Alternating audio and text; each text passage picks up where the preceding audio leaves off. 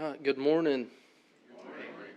If you want to go ahead and turn to Matthew 16, which is where the text was for the lesson, we'll read through it before we talk about it. But I guess before we get going, was there anything that really this week, and it could be like it's the life of Peter, so the building of weeks that you've really noticed, maybe something you've really enjoyed with this lesson series, whether it was this lesson or throughout the lessons that you would like to share? Yes, Boo. So part of what I liked in this lesson was that Jesus' plan A is the church. Mm-hmm. There's a quote, I can't remember who said it, but it said we're not called to go to church, we're called to be the church. Mm-hmm. And to really understand what that means, and not fall into the wrong thinking about, you don't need to go to church, and, anyway, to understand Jesus' purpose in the church. It's essential. Yeah, I enjoyed that. I thought about, I don't have a background in Greek or anything, so I look up the words, and so when he was talking about ecclesia, right, what it really means and the idea behind it, the use of that word, and that is more, someone was reading an assembly, a group, I think it uses it somewhere else in Acts where there was an angry mob all mad about this one issue, and it calls them an ecclesia, they're united in that issue.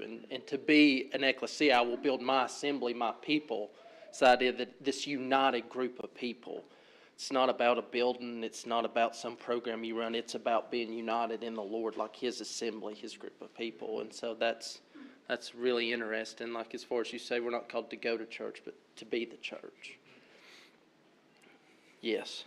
When I first became a Christian, I was really on fire and shared the gospel with a lot of people. And it just reminds me of the question that I would ask people: who do you say Christ is? And it'd be a good way to get into conversation with people. Yeah, absolutely. I thought that statistic, 30% of so-called evangelicals believe that he's a good teacher still, but not God. Yeah. They've never opened their Bibles. Yeah. But they're good evangelicals. Yes, no. Just what Chris said, that's a great open-ended way to find out where someone is. Sure. Not just what you don't want to do in evangelism is try to force someone in a corner to say what you want them to say. You want them to explain what's actually in their heart. Yeah. And so asking an open-ended question like that is perfect. Yeah. Because if they claim to be a Christian and they say, yeah, he was a great teacher, he's a great prophet, then they've already self-selected. They're not actually a Christian. And you haven't had to force them into that. They're the ones that have said it, and they have to kind of handle that. And I find that in evangelizing, it's better to ask the question than to give an answer. And, let them describe exactly where they're at. Yeah, I actually had a kind of a friend that I worked with, and we used to talk about this when I was in college working at Home Depot.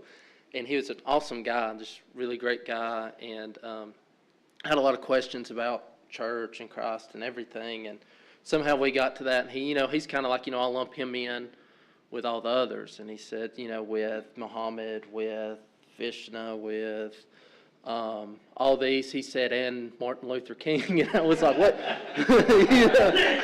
So I'm like, wait a minute, I was kind of on track. One of these things is not like the other. But I remember, but yeah, that's so common. You don't really think about that. You're talking about the importance of this. I can ask that to my classroom, to about 30 kids, and the answers that you'll get are all over the place. Everywhere. From he was just a guy, to he was a prophet, to he is the Son of God. And then, the next question is, what do you do with him? Too, I was listening to MacArthur. He said there's two things you have to deal with. Who is Christ? And once you have who he is, what do you do with him? That's pretty much all there is to it. There's nothing beyond that. There's no works of service or process that you go through. It's what are you going to do with those two things? Who is he and who is he to you? And so I don't, I think it's really interesting it's still the same today. Still, I mean, Jesus has dealt with this. If you're not familiar with what's going on in the previous chapters, he's pretty much gone through Galilee, teaching, preaching, performing miracles, doing all these things with huge amounts of people. The disciples have been closely behind, just following and watching, and they have this issue that no one really knows who he is. They have hopes of who he is, hopes of that he is going to be their idea of a political Messiah who's going to overthrow the Romans. But every time it seems like he's going to do that, he does something that messes the whole thing up. Right? I mean, even the disciples struggle to understand. I mean, you got to think, there's at times where he has thousands of people following him. And you would think as disciples, if you're watching it, if we're going to look through this through the eyes of Peter, you would be like, all right, we're on a roll. This is what we want. This is the ministry we've talked about. Here are the thousands. Here's everybody following, just like we thought it would be. And Christ, Dave taught last week the hard sayings. Christ gets up and says something that to them probably seems like he's ruining it. Like we need to quit letting him speak. If he'll just do the miracles, you know what I'm saying? We all know someone like that. Like we have faculty meetings at school, and every time there's one person, we're like, oh no, and that's kind of the idea. You're like, as soon as they get up, you're like, what's going to happen? Because he's full of hard sayings, right? They're like, oh, what's he going to say? Here's the crowd. Hey, you got to eat my flesh and drink my blood. And they're like, it's not going well. And so at this point, one thing that I've loved about the study of Peter is I've really enjoyed their movements of where they've gone as they've traveled throughout Galilee, and it's really neat. And so we'll go ahead and read right here if you want to jump with me, starting in verse 13. If you want to turn there, and I'll read through the whole thing, and then we'll kind of go verse by verse and talk about points in the video. When Jesus came to the region of Caesarea Philippi, he asked his disciples, "Who do people say the Son of Man is?" And they replied, "Some say John the Baptist, others say Elijah, and still others Jeremiah or one of the prophets." "But what about you?" he asked. "Who do you say I am?" Simon Peter answered, "You are the Messiah, the Son of the living God." And Jesus replied, "Blessed are you, Simon, son of Jonah, for this was not revealed to you by flesh and blood, but by my Father in heaven. And I tell you that you are Peter, and on this rock I will build my church, and the gates of Hades will not overcome it. I will give you the keys to the kingdom of heaven, and whatever you bind on earth will be bound in heaven, and whatever you loose on earth will be loosed in heaven." Then he ordered his disciples not to tell anyone that he was the Messiah. Okay. So the first part I want to look at is where they were. Okay, so if you don't know where Caesarea Philippi is, okay, do you remember when we first opened this, we talked about Galilee, Samaria, and Judea? How, like ideally, if you thought about it in our terms, it's like Fannin, Gilmer, Pickens County. Like they're kind of stacked on each other. That's the best I got for you. I don't have shapes or that. Okay, that Caesarea Philippi is probably the farthest point in the northeast of this entire region. Okay, like it's nowhere close to anything. You would go, if you look on the map from where they've all been, they've kind of left the entire area that they've been in Galilee. I guess it's still technically part of Galilee, but it's really almost up into the next region. So there's a giant mountain there, and it's a beautiful area if you've never looked at it. If you just go online and look at, you can put it in, it's still there today.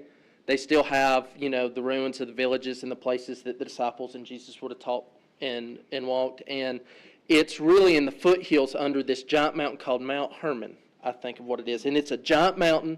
You can see it, like it's so big and the land is such a low land flat area, you can see it from far away. It's this giant, beautiful mountain. It's covered in snow most of the year. And so he is taking them out of the area that they have done all their ministry in, and he's kind of retreated into this place that's really pagan. In all honesty, it's very Greek. The ruler there was Herod's brother, Philip. So it's Caesarea is dedicated to Caesar, to Rome. And so there's lots of cities named Caesarea. Philippi just distinguishes it from the rest. It was ruled and built up by Philip, the tetrarch, who was Herod's half-brother. Okay, you know Herod killed John the Baptist, looking for Jesus, wants to kill Jesus. Okay, his half-brother runs that area. Okay, that was the part given to him. That's why it's Caesarea Philippi. And they're very Greek, very Roman pagan. Okay, they worship the Greek gods, the Zeus, all them. I don't know all the Romans gods, so if you know, it's that type of place. He's retreated there really for several reasons. Okay, really three.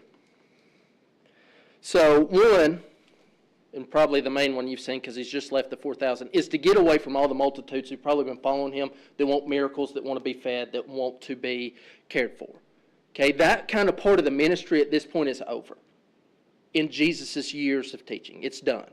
Okay, he has went through, he has healed, he's had the thousands following, he's fed them, he's done. This is the part of the ministry, and the second reason where he really focuses on the 12 and the disciple, because what's coming very soon, right? Going to Judea, going to Jerusalem, he's going to be crucified, right? And so now this is really the turning point of his ministry where he really focuses on the 12 and what they're going to have to do once he's gone. Okay. Second, he's got to get away from Herod and the Sadducees and the Pharisees and everybody wants to kill him. And this area is safe. Okay. Philip was compared to Herod, a lot more lenient ruler. Okay. He was very much Roman, very loyal to the Romans. The Romans had two rules: pay taxes, don't cause problems. Okay. That's really it. That's all they care about in their society at the time. Okay. If you don't cause problems and you pay your taxes, you can do whatever you want. Okay. I think Jesus knows this, so he goes up into this area, secluded from all the people and all the areas that he's been teaching. So that's where he's at when this happens. So that kind of sets the backdrop of this question, right? Because he asked his disciples, right? So if that gives you a little more context to understand, this is not like just random. There's a very important focus and point to this question at this time to the disciples, right? Because it's about to be their show. It's about to be their gig. Okay, Jesus' ministry on earth is coming to the end. All right.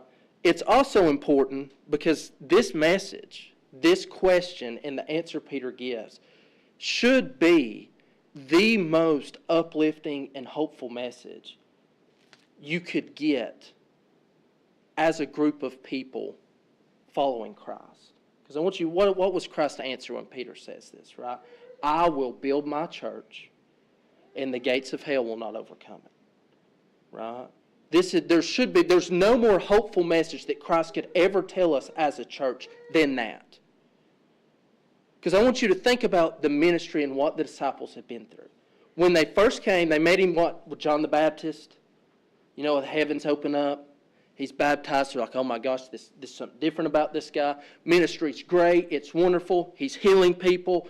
People love him, and then it's slowly, and now actually sped up very quickly, gone downhill.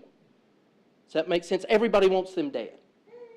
Nobody likes them. Sadducees, Pharisees hate them. They've got no home to return to. They're kind of outcast. Herod wants to kill them. They know the Sadducees and the Pharisees have been plotting to kill them for a while. They've had to literally run out of the area they've grown up in and lived in to go up into the mountains. Things are not great. They had a huge following. It seems as though Jesus has ruined that with his last message on drink my blood, eat my flesh. And they're down to their small number, hiding in the mountains, trying to steer clear of the Pharisees and Herod. And they're going, what are we doing? That would be the idea. Does that make sense? Does that kind of set the backdrop so we understand like the timing of this and kind of more meaning? And it's like... the guy in the video was talking about, people, this is a huge point for the Catholic Church, Peter being, all that thing. And I really think when you understand the context and what's being said, and I think you can just read the literal meaning and understand that it doesn't mean what they think it means. But when you understand the context, you see it's really not about who's in charge. Okay? Because if you can't get, who builds the church? What does Christ say? Who builds it? I will build the church. Not you, Peter. Right? Not you, disciples.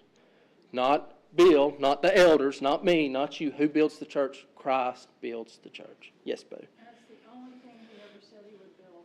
Mm-hmm. And nothing was going to thwart his plan. Yeah. And I I heard a funny thing when I was reading through some other stuff, and MacArthur had a point. He said that one time he was like at a revival, and said he was on stage in like L.A., some big L.A. type revival prayer meeting thing they were doing, and he said one of the pastors running it with him patted him on the back, and he said, "Do you see that guy on the front row?" And he said, "Yeah." He said, "That's one of my converts."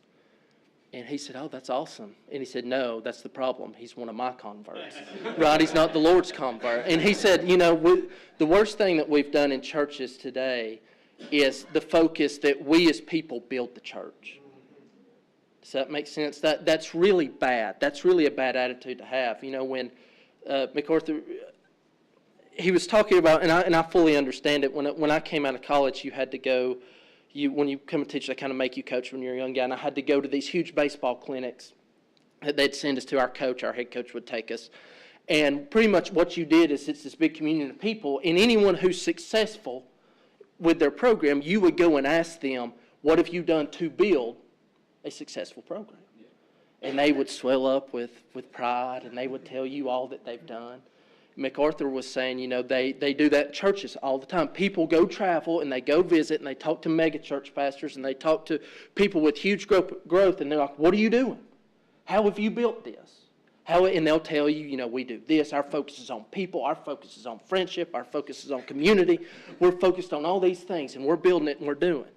MacArthur said a guy came and asked him, he said, "Boy, what's your focus on building the church?" He said, "I've got no care for building the church because I don't build it. And neither does anybody else. I've got to focus on being a part of the church, on getting to be a part of that process, on God using us to build His church because He's the one who builds it." Right? And that's the idea. And so the point being right here is we read, and I'll read into the next verse. So you understand why they're in Philippi or Caesarea Philippi, what's going on. And so when he asked them, Mark and Luke both account this, and they add just a couple more details. One, Christ has just come down from somewhere, from praying with the Father, okay, in the other account. So he's been alone. He spent time in prayer. He's come out. It tells you that they are walking in between like small villages that are in this area. So as he's come out of this point, the disciples are walking with him, and this question would almost come across kind of random when you think about it. Who do you say I am? Well, first he says, really important, who do people say the Son of Man is? Okay, so the question is neat because of the way it's phrased. Who do they say? I don't usually refer to myself in the third person, but Christ does here. Who do they say the Son of Man is? Now, the Son of Man has a twofold meaning here. I know you want to share the twofold meaning? I was just going to make a comment. I always loved in school when the answer was in the question. Yeah.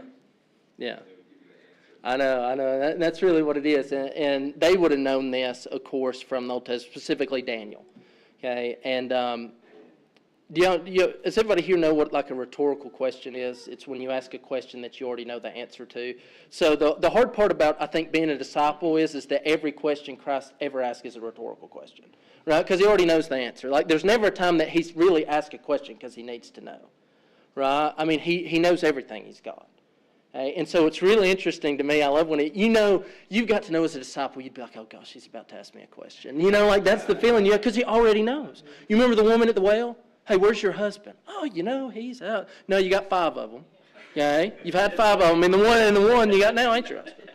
Right? He knew, every question is a rhetorical question. Like Noah said, the answer's in the question when he asks, who do you say the Son of Man is? Now, if you want to turn real quick, you can turn to Daniel. You can turn to Daniel 7, and I'll read it for you real quick, 13 and 14. So this is what they would have known as Jews, that they would have been taught, they would have grown up and heard.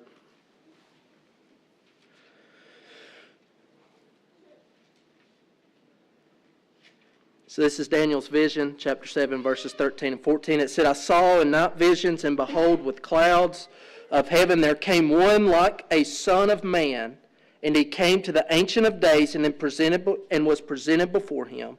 And to him was given dominion and glory and kingdom, that all peoples, nations, and languages should serve him. His dominion is an everlasting dominion, which shall not pass away, in his kingdom one that shall not be destroyed. Okay? That's the Son of Man. Now the other meaning is, the Son of Man is a very humble term. Christ is saying, the Son of Man, like one of you. The idea. Okay, so every time that Christ refers to himself, there's a twofold meaning. One, the Messiah, okay, that's been envisioned in Daniel, and the humble Christ, the God-man, emphasis on the man part, like he is man. Okay, God and man together. I know it's hard for us to contrive that. It's hard just like with the Trinity and everything else, but there's a twofold part there, and he's emphasizing both of them. So that's what he asks. Who do they say the God-man is? Now, it's interesting. The disciples obviously understand that he only wants the somewhat positive answers, right? Because like 3 chapters before, what did the Pharisees and Sadducees accuse him of being? Right? Beelzebub, the devil, Satan. Right? They don't throw any of those out there. Well, some have said you're evil. They don't do that. They understand that he wants to know my supporters, people who seem to at least benefit from my ministry. What did they say? The 5,000 that were following, the people who have been in and out. They show up, they leave. They hear these people, you included, but who do the people who've been following say that I am? And you can see their answer. They give really 2. Okay, John the Baptist. Some say John the Baptist. Okay, John the Baptist is dead at this point. Okay, Herod has killed John the Baptist.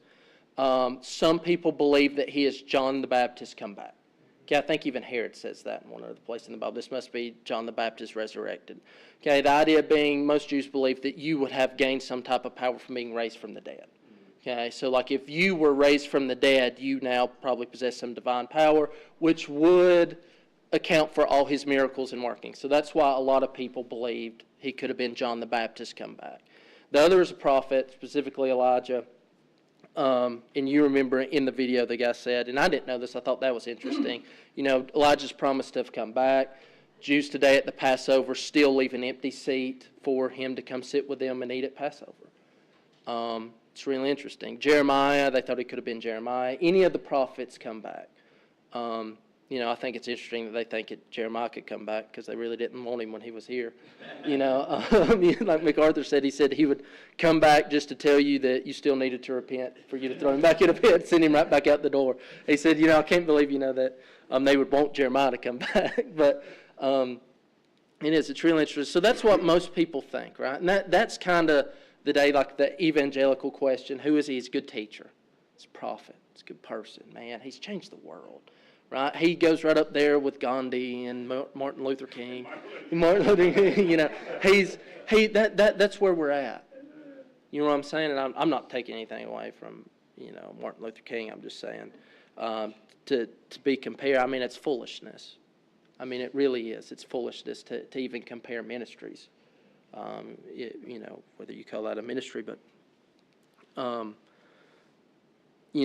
that's kind of where everybody's thoughts are, and that's why they give those answers. Of course, and then Peter answers, which this is the important part. So if you'll look at 15, so that's what they say. So they give him some positive answers, what they feel like would be positive. They leave out Beelzebub and false prophet and all the things the Sadducees and Pharisees said. And he says, but what about you? Who do you say I am? And Simon Peter answered, you are the Messiah, the Son of the living God. Now, remember when we talked back about Peter's role amongst the disciples? Peter is the most vocal, kind of the spokesperson. Whenever Christ asks a question or they have an issue, who's the one that brings it up? Peter, right? When things are bad on the boat, who's the one that's like, hey, someone needs to wake Jesus up? Get Peter, right? He's kind of the guy that they go to get to ask questions. He doesn't just speak for Peter. It's usually a consensus of all the disciples. Right? It's not just Peter who thinks this, but the disciples. Okay? Peter's not the only one. Like John said, whoa, Peter, don't speak for us now. Okay? The idea is that, this is like kind of something they've probably talked about, they've discussed together. Where they all are at individually, it doesn't say, for sure, but the idea is that this is not just Peter saying, I don't know about these guys, but for me, Lord. They've probably spent a ton of time talking about this in ministry. of watching Christ heal, of watching Christ do, of listening to his teachings, of the time he has spoken to them, that he has told parables. Right? I mean, these guys have been through the ups and downs of this ministry. It's not been easy for them. From seeing him do amazing things, who were the ones that had a problem with, who were trying to figure out when Dave was teaching on the hard sayings? I mean, who's the first ones that are like, man, that's hard. We don't understand. It's the disciples. Right? They didn't come in gung-ho knowing everything, ready to go. They've been on a journey and learning just like we are every day. Every day in prayer and reading Scripture, it's no different. I know Christ is with them. We have the Word. But it's not something that just comes about in a day, in a moment. Right? Christ answered to them. Jesus replied, "Blessed are you, Simon, son of Jonah, for this was not revealed to you by flesh and blood, but by the Father in heaven." Okay? So this is not something, we don't come to this answer on our own. Right? Think of all the verses, right? No one comes to the Father unless what? The Father draw him. Right? We've heard all these. We know this is not something that man can reason themselves into. Can't do it. Yes, no. I was just reflecting especially on the passage that comes right before verse 13. Jesus has just pronounced a judgment upon the Pharisees and Sadducees for being able to discern the appearance of the skies, but not being able to discern who the Son of Man is. And then he warns the disciples about the leaven of the Pharisees. And the whole time they're discussing amongst themselves if he's talking about like we should have brought bread from the time we fed all those people earlier. And Jesus is like, are you guys with me for so long and you don't even understand this? So it's just like these guys have been with Jesus for so long, and it's just clear that in their flesh they really are not perceptive at all of the spiritual reality. And it just kind of brings it even more poignantly, like what you're talking about, the end of verse 17. Blessed are you, son of Jonah, because flesh and blood did not reveal this to you, but my Father who is in heaven. You guys have been with me for so long, and it's unless the Spirit reveals it to you, you won't perceive. Yeah. Beautiful. And so, I mean, there you go. And it could be, whether it's like an instant, divine revelation from God, or just the fact that they've witnessed Jesus work over this period of time. Who was sent? The Father has sent them, right? God, if God had not revealed this to you, whether through Christ and his work in the ministry or through the revelation, however it be, regardless, it's come through him. You didn't if we'd have left you fishing out in Galilee, you would have never come upon this yourselves. Right, is the idea. Okay? And so, yes. I was thinking too, it's probably the most funny if you think about ourselves, if someone asks a tough question and you got the answer right, maybe even accidentally. All of a sudden they're like, you got that right. But you didn't get that by yourself. Yeah. I know. So it's like, Peter's like, hey, I'm swell, I got the answer right. And it follows with, for flesh and blood has not revealed that to you. Yeah. That's from the Lord. So that humility. Yeah. It is. I'm going to build my kingdom. Yeah, and what happens in the next chapter? Remember in the next, he's like, hey, I got to go to Jerusalem. I'm going to die. Peter's like, oh, no, you're not. Right? He's like, get behind me, Satan. Right? And so I remember, MacArthur made the point one time. He goes from like rock to stumbling block really quick. Like, I mean, that is us as people. That's how quick our vanity and pride can take hold when we start to believe that we are coming about things ourselves. Like, boy, I really understand this message. I'm really getting these perspectives, these ideas of theology. I've really worked to come across those and put in my time, right? I mean, that we're so, especially us who put such an emphasis on in Reformed thinking, in Scripture, in reading, in doctrine, and those are not bad things in and of themselves, but we can make them bad. Absolutely, we can. When our pride and our vanity get involved, we can make it awful things. Yes. Because then we build expectations on those things, and they do as well.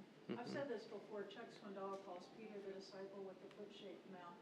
And we get ahead of God, and then we have how we think it's all going to work out, and then we get in big trouble. It's one of the interesting things about all this about Peter is that what happens in the end? He's the one with all the bad answers. And what does God does God set him aside? No. He says, feed my sheep. He uses him. And we need to remember that when we're dealing with people. You know, because somebody got something wrong, it doesn't do them in. Yeah. Jesus didn't see that. Spurgeon said the more God is going to use somebody in a great way, the more he has to break him. And you know that. The people that have gone through difficult things, when God gets their full attention and chisels off a lot that shouldn't be there, and then he uses them in huge ways. And then I just want to make these last points. It's almost time, so I'll close really quickly. But the part, and to understand the point, so things have gone bad. You know, they're wondering, is there any ministry really left for us to do? You know, and Christ knows what's coming. Where are they about to head after this? To Judea, to the southern part. You think what they've experienced, resistance in Galilee?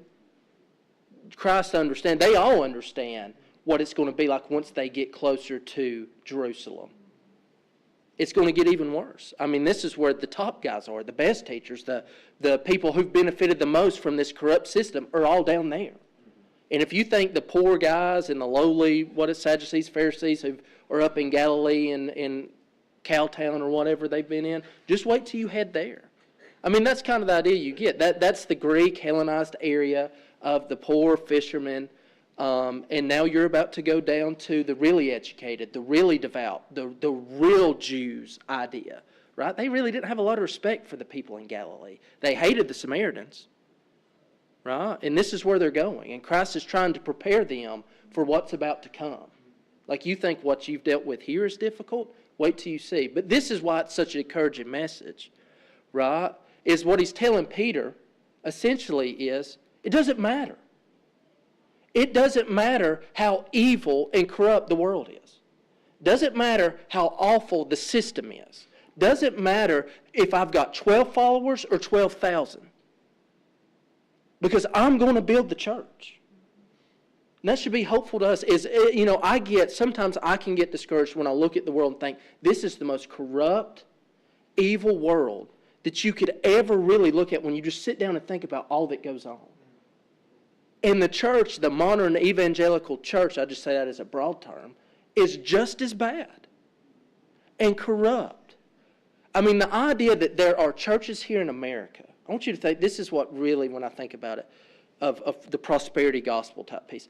There are churches here in America that are not satisfied with taking money from poor people here, that they will send ministries overseas to Africa, to people who have nothing, and take their money. You tell me something more wicked, evil, and corrupt than that. You want to know why people get... I don't have a problem when people get fired up, because it fires me up to think about that. And I've never even been to Africa. People who've been to Africa and seen those people and what they go through and what they got to do to live, that is wicked. That's why I don't get into that. They're still kind of in with us. No, they're not. No, they're not.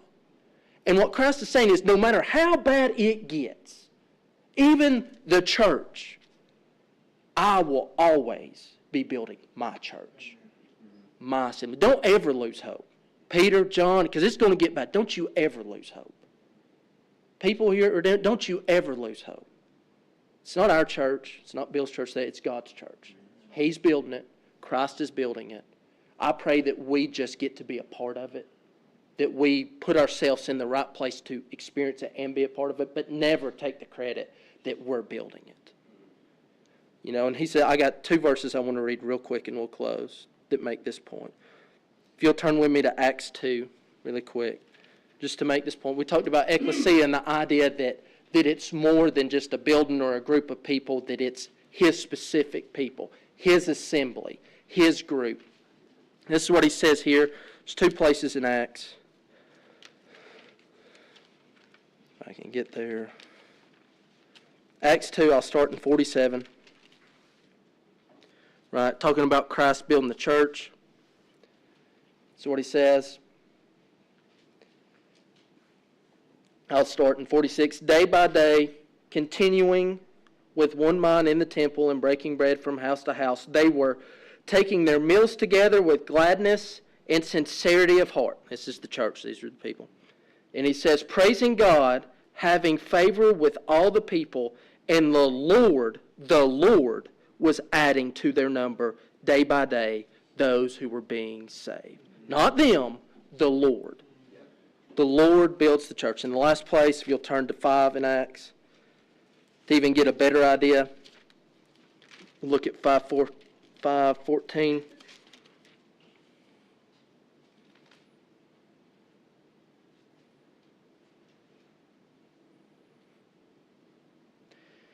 And all the more believers in the Lord, multitudes of men and women were constantly added to their number. One place it actually says, I think, added to the Lord. Right? To the Lord. Not to the church, to the Lord. United in the Lord.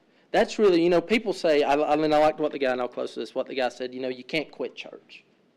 Right? You can read all these books you want. If you're saved by the grace of God, you can't quit church. You can't do it. It's almost, you can't quit God, because that's essentially the idea. They were added by the Lord, to His body. The whole point of the what you reign in on earth will be reigned in heaven, loosed on earth, loosed in heaven. The idea is that we're one and the same. Like you'll get the keys of the kingdom. You have the authority. Whatever is sent down from heaven comes through you. You're the ambassadors. That's the whole point of it. I think it's at Philippians where he's like, you're ambassadors here in a foreign country. That's the idea. And he's telling that idea to Peter. Now, they don't probably have a clue what that means at this point. Well, boy, we'll loose what's loosed in heaven here. They probably think, but the idea being, right, you're mine. Whatever comes down from the Father through me will come through you here on earth as it is in heaven. Right? The connection's inseparable. To say that I'm a Christian but I don't believe in church, that's an oxymoron. Right? You can't do that. I'm not saying every church is perfect. We're not there is no perfect church. But if your idea of church is a building, and that's the problem. If you don't know who Christ is and your idea of church is a building, you've got some issues. All right? But I'll close with some prayer. Dear Heavenly Father, God, we thank you for your work. We thank you for our little church here in Blairsville, Father, and I just pray that that you continue to grow us, Father, and that we never forget, Father, that this is your church. You have built this church. We are yours, Father. I just pray that everyone here, Father, be in a place, that you grow us in a place that we can be used, that we can be your ambassadors here to our community, to this area of North Georgia, Father. And Father, may we always have hope in knowing that you will build the church, Father, and that nothing will overcome it. As bad as things may seem, as bad as even other so-called churches may seem in the evangelical world, Father, that it doesn't matter because you're the one who's in control. And Father, I just pray as we go into service that be in the forefront of our mind.